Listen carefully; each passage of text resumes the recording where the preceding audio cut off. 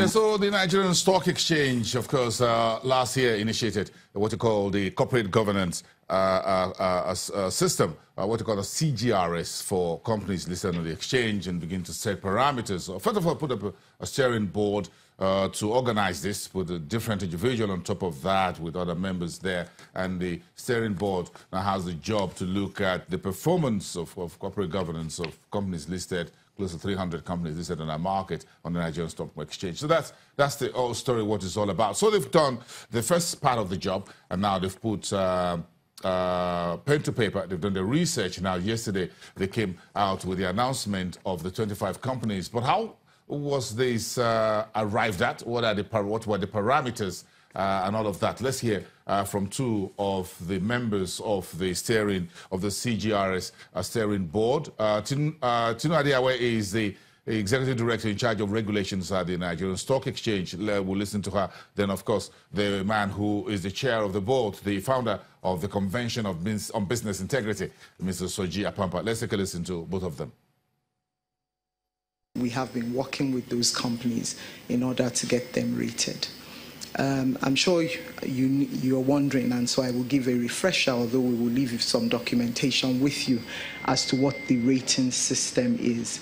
It's basically a system where we are looking at the evolving patterns of corporate governance in our listed companies, and it's a three-part system. The first part of it is a self-assessment where the company itself eats on various aspects of governance, and that question is very, very thorough and really goes through all the things that one would expect an appropriately governed company to have.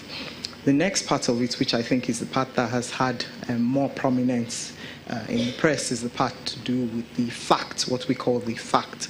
And the FACT is an acronym for the Fiduciary Assessment Certification Test, which is one that is taken by the directors of the company.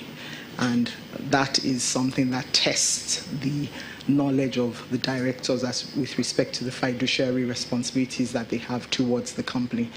And the last part of it is an assessment where what we're looking at there is what the company does in relation to others.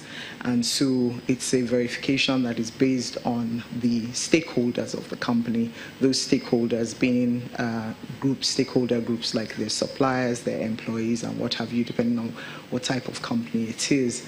And based on the assessments in these three categories, again, the self-assessment, the FACT, and the third stage, which is the one that you do with the stakeholders, we then have a rating that is a weighting based on those three assessments. Now, the pass score is 70%, and so the companies that we'll be announcing today are those that have gotten more than 70% from that three-stage assessment.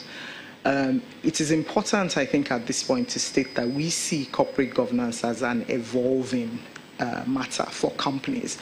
And so while we will announce some companies today, and obviously they have done a lot of work to get to this point, and they're companies that we're very, very proud of, we think that we should not, in that same frame, forget that corporate governance is a continuum, and it's something that companies keep on aspiring to. And and you don't have any perfect company. But we also don't take the view that there's any company that is totally imperfect and unable to be appropriately governed. Where there is a will and there is a way. And I think there are very bright lines around the kinds of codes that we have, such as the SEC code and the different sectoral codes. There is also some direction that you can see from the listings rules, as well as various rules and regulations that apply to various companies. And so we welcome you on this journey with us. In February, we will be having a ceremony where we will be celebrating these companies as well as the directors. You recall that I spoke about the FACT, which is the second stage. The directors who passed the FACT also deserve to be celebrated, because it's not an easy test, and not an easy fit at all to have passed that. Our aim with the CGRS is to increase the level of corporate governance amongst all companies.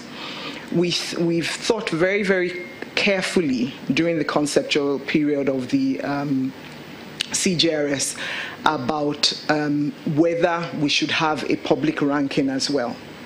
One of the concerns about a public ranking is that when you do a public ranking, it then becomes the aim, and everybody wants to get ranked as number 1 or number 2, rather than actually ensuring that governance and all the issues relating to governance permeate the very DNA of their companies.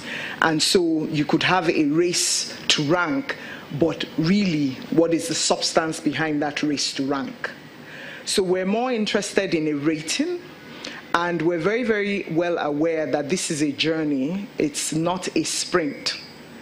And so what we want is to increase the levels of corporate governance amongst our listed companies, with the expectation that because of the position that listed companies occupy in the national economy, the level of corporate governance will generally increase through a process of osmosis and assimilation through the economy. And so with that kind of view in mind, it cannot be a sprint. I don't want to call it a marathon, because when you think about a marathon, it looks like a very long thing. It's somewhere in between. And I think the results which you will see once we once we give you the results, will show that we're on our way to that process. We had also spoken in the past about having a corporate governance index. And I think to those who want some signaling, the index will provide additional signaling, in the sense that, like any other index, companies will go on and off the index depending on the various indices that you use to put companies on the index. And so that will be provided.